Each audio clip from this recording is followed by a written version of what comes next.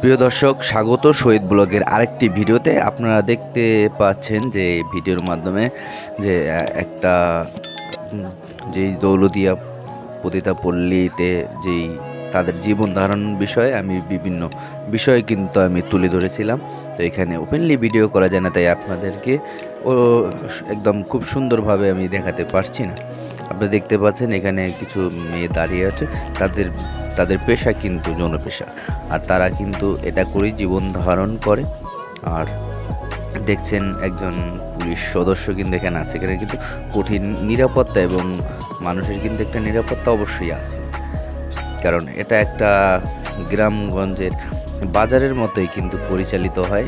যেমন আমরা একটা বাজার থেকে পণ্য কিনি, এখানে কিন্তু এটাকে সরকারিভাবে অনুমোদিত, তার কারণে কিন্তু এখানে কিন্তু মানুষ নির্বিঘ্নে কিন্তু যাতায়াত করতে পারে। এখানে দাঁড়িয়ে আছে দেখেন, তারা কিন্তু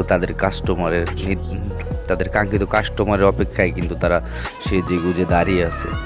এবং যারা যায় তারা কিন্তু তাদের সাথে কিন্তু দরদাম করে একদম সুন্দরভাবে হাসি খুশিভাবে ভেঙে একদম কিন্তু তারা নিয়ে যায়।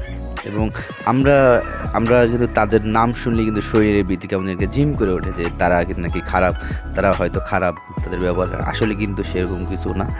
এখানে তাদের ব্যবহার অত্যন্তই মিশুক ফ্রেন্ডলি, কারণ আমরা 2 দিন সেখানে আমরা ঘুরে দেখেছি এবং তাদের বিষয়ে বিচার বিশ্লেষণ করেছি। যেহেতু আমি একজন সাংবাদিক হিসাবে কিন্তু আমরা কিন্তু সেখানে গিয়েছিলাম।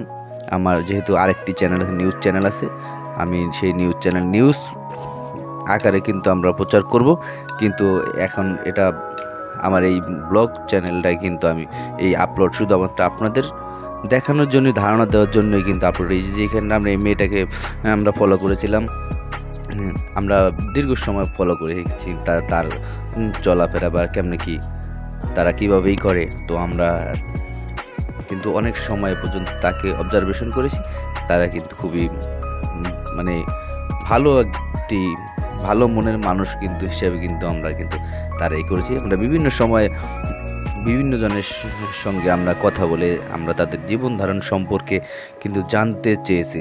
কিন্তু তাদের জীবনটা অত্যন্ত একটি কষ্টদায়ক ও বেদনাদায়ক একটি জীবন। বিভিন্ন জন বিভিন্নভাবে কিন্তু এখানে এসেছে এবং কেউ কিন্তু এখানে বেশিরভাগই বিভিন্ন সমস্যা বা বিভিন্ন থেকে আসা মানুষ। তারা কিন্তু কিছু আবার আছে, তারা এখানে জন্মসূত্রে এখানে আছে, তার মা আছে বা আছে, কিন্তু তাদের কিন্তু কেউ বিয়ে হয়েছিল, বিয়ের পরে স্বামী ছেড়ে দিয়েছে বা বিভিন্ন কষ্টের কারণে কিন্তু এখানে তারা আশ্রয় নেওয়ার কারণে কিন্তু এখানে আপনারা যদি এখানে আপনি দেখতে যান, বিশেষ করে যদি আপনি দেখতে যান, আপনার বিশ্বাসই হবে না যে এই ধরনের কাজ কিন্তু এই ধরনের মানুষ করতে পারে। হ্যাঁ, তাদের দেখলে আপনার বিশ্বাস হবে না। আমরা অনেকের সাথেই কথা বলেছি যে কিভাবে আসলেন, তাদের সবার দুঃখের তাদের সবার কষ্টের কথা একই, সবার একটাই কিছু না কিছু সমস্যার কারণেই কিন্তু তারা এখানে এসেছে। আমরা এবং 6 নাম্বার যেই গলি আছে সেই গলির ভিতরে কিন্তু আমরা এই ভিডিওগুলি করেছি।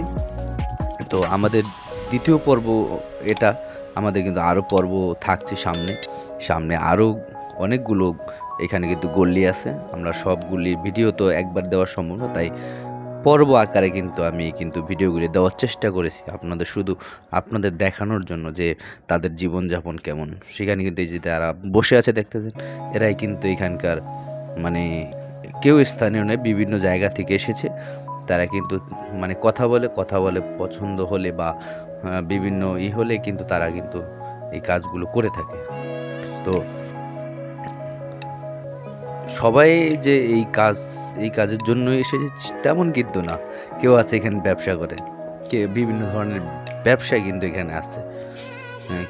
অনেক ধরনের দোকান, একদম মুদি টেইলার্স, বিভিন্ন ধরনের দোকান কিন্তু এখানে আছে। যারা স্থানীয় যারা আছে লোকজন আছে, তারাই কিন্তু এই দোকানগুলি পরিচালনা করে থাকে এবং তাদের সাথে একটি যোগসূত্র অবশ্যই আছে। আপনি যদি দেখলে একমাত্র বুঝতে পারবেন যে এখানে এই দোকানটা, এই মেয়েটাকে কিন্তু আমরা অনেকবার ফলো করছি, তার সাথে কথা বলেছি। খুবই মানে মিশুক প্রকৃতির, কিন্তু সে আমাদের সাথে খুব ফ্রেন্ডলিভাবে আমাদেরকে অনেক কিছু বলেছে। তো তার ইন্টারভিউটা আমরা রেকর্ড করে নেই, যার কারণে আমরা আপনাদেরকে কিন্তু সেই কথাগুলি শুনতে পারছি না। এই দেখছেন, এই কয়েকজন দাঁড়িয়ে